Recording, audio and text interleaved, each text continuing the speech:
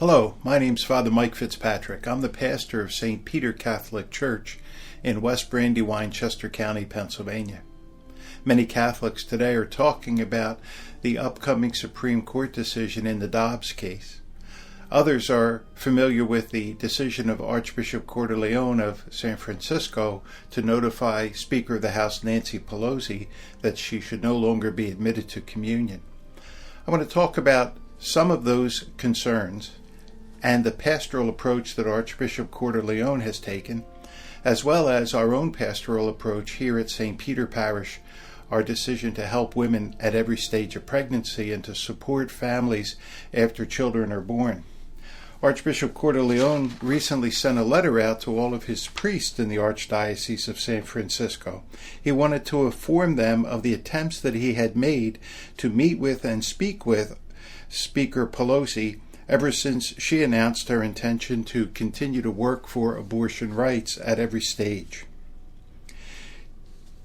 He lists a few of these attempts he's made, and I thought I would share them with you because they show his attempt to enter into dialogue and to try to convince the speaker of the correctness of Catholic teaching. Here's what he says. After Speaker Pelosi made her announcements, he sent her a letter pointing out the scandal she was causing and advising her that if she moved forward with legislation to codify Roe v. Wade, he would not be able to refrain from making a public response. He also earnestly requested a meeting with her, and he received no response. He also announced around that time a Rose and Rosary for Nancy's campaign, and received no communication from the Speaker's office about this either. Toward the end of last year, he says he contacted her office to ask for a meeting, was informed that the Speaker was unavailable due to her schedule. Earlier this year, he once again asked for a meeting, and his request was denied. He says that in early April, he sent the Speaker another letter detailing the extreme position to which she has moved on the abortion question and explained that the scandal that it was causing the danger to her own soul. He asked her to repudiate this position or else refrain from referring to her Catholic faith in public and receiving Holy Communion. On May 4th, the Speaker of the House once again referred to herself as a devout Catholic in justifying her support for a radical abortion agenda. He contacted her office once again and urgently requested to speak with her, and once again he received no response. These issues are important, his attempt to speak to her. Dialogue in our Catholic Church right now, as well as dialogue in our whole country on critical issues, and there's nothing more critical than the issue of life, often is difficult. People take very strained positions, and dialogue just becomes almost impossible. Even in light of that, Archbishop Cordileone is looking for a pastoral approach. In the end, Archbishop Cordileone felt he had to use Canon 915 and invoke it because of, quote, obstinately persevering in manifest great sin. He emphasizes that his use of Canon 915 was a decision to call someone to conversion, not to excommunicate them, but to ask them to refrain from going to communion and making such public statements as he referred to earlier. He says the following, "Please know that I am not taking this decision lightly by any means. Indeed, this is the fruit of years of prayer, fasting, consultation with a broad spectrum of church leaders whom I respect for their intelligence, wisdom, and pastoral sensitivity, and it continues my efforts to invite the Speaker down the path of conversion. I have debated with my conscience for years what is the right thing to do, and, although unpleasant, I am at peace with my conscience and with this decision." He's aware, too, that there's many hard feelings against the Catholic Church and that his action could incite more troubles for Catholics, for priests, and for the Catholic Church as a whole. Here's what he says. Our churches are already being targeted for violence and our worship services are being disrupted, which motivates me to send you this memo.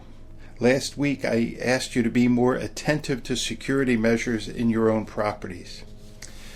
There's a great deal to be considered when we take a strong stand for life, and it's crucial that we do so anyway. He does call his priests to do the following, and I believe our parish should follow this lead, which is why I'm making this video. First, he said we should preach about the issue of life. This is no time, he says, to be intimidated into silence. We cannot dodge addressing the great evil of abortion, but we have to do so, and this is his emphasis, with great pastoral sensitivity, recognizing that many of our people in the pews listening to us have been personally affected by this very terrible thing of abortion. The Archdiocese in San Francisco has been and will continue to be fully committed to assisting women who find themselves in crisis pregnancies, both during the pregnancy and for the years after the birth of the child. Our parish has to do what we can here in this Archdiocese of Philadelphia to support similar efforts both throughout the Archdiocese and more locally. We should provide support for women wounded by abortion. The resources on this front are bountiful. Parishioners ought to be asked to help in the efforts as Catholic people to be truly pro-life, meaning pro-child, pro-woman, pro-family. We should promote living the consecration that we made with Pope Francis back on March 25th, consecrating all the world, and especially in that case the Ukraine and Russia, to the Immaculate Heart of Mary, continuing to consecrate ourselves in that regard as well. We should encourage our people to pray the Rosary daily. We should ask people once a week to pray the Rosary as a family. We should fast, perhaps on Fridays, and perform other acts of penance. We should increase our own participation in the Sacrament of Reconciliation penance. And we should spend at least 1 hour a week in adoration of our Lord before the Blessed Sacrament. Now, my friends, here in St. Peter Parish, in all the years that I have been here, the Rosary has been prayed daily after the first morning Mass of the day. And recently we reinstated the exposition of the Most Blessed Sacrament all day on Tuesdays, a practice that had ceased to happen during the COVID time. This is a great opportunity for us. You can join in the prayer of the Rosary with others at Mass after the first morning Mass. You can pray the Rosary at home. There's all kinds of resources all over the internet. There's a Rosary prayed on a podcast every day at 5 o'clock. Also, spending time yourself in private adoration of the Blessed Sacrament and choosing to go to the Sacrament of Reconciliation. Wonderful opportunities. Archbishop Cordileone asked people to do the same thing that they're asked to do in this diocese, to pray the St. Michael prayer after Mass. For all the 20 years I've been here, that prayer has been prayed after Mass. It's prayed by those who gather to pray the Rosary together after every first morning Mass, whether it's a weekday or on the weekends. I encourage you to participate in that. In other words, to take an active spiritual role. But you notice that's the first thing we talk about. Care for women, and then a spiritual dimension that has to be very much a part of our response. So Archbishop Cordileone is going to take a lot of ill will and receive a lot of bad publicity for encouraging the Speaker of the House to be converted from her position and to refrain from receiving communion. But his major emphasis was on bringing people to a greater commitment to women, children, and families throughout the whole spectrum of family life, and to call each of us to deeper personal prayer. Recently, the United States bishops, in a document they called Moms in Need, have highlighted things that parishes can do. And I mentioned these in a recent homily. I want to reiterate them now. We should redouble our efforts to accompany women and couples who are facing unexpected or difficult pregnancies during the early years of parenthood as well, offering them loving and compassionate care through creative initiatives and collaborative ministries, like the ones we collaborate with in the Coatesville, Honeybrook, and Downingtown area. We should ensure that all of our parishes, and by this I mean St. Peter Parish, are places of welcome for women facing challenging pregnancies or who find it difficult to care for their children after birth, so that any mother needing assistance will receive life-affirming support and be connected to appropriate programs and resources where she can get help. That we should proclaim God's mercy after abortion and compassionately accompany women and men who are suffering after an abortion. And that we should transform our parishes into what Pope Francis calls islands of mercy in a sea of indifference, by raising Catholic awareness of the great struggle involved in an abortion, the guilt, the pain, the grief that follow. Archbishop Charles Chaput, the former Archbishop of Philadelphia, talked about what it would take to build a culture of life. And briefly, here's what he said. We can build a culture of life in the third millennium, but it will not simply happen. We have to live out our commitment to do so. That is why we are called to be people of life, people who respect and actively promote life. Each of us has gifts to bring to this challenge. Each of us has a responsibility to help bring about a culture of life. No one is exempt. Our particular responsibilities flow from our state in life and from our personal gifts and talents. Bishops, for example, are called to teach and to encourage their brother priests and seminarians to hand on the gospel of life in its entirety.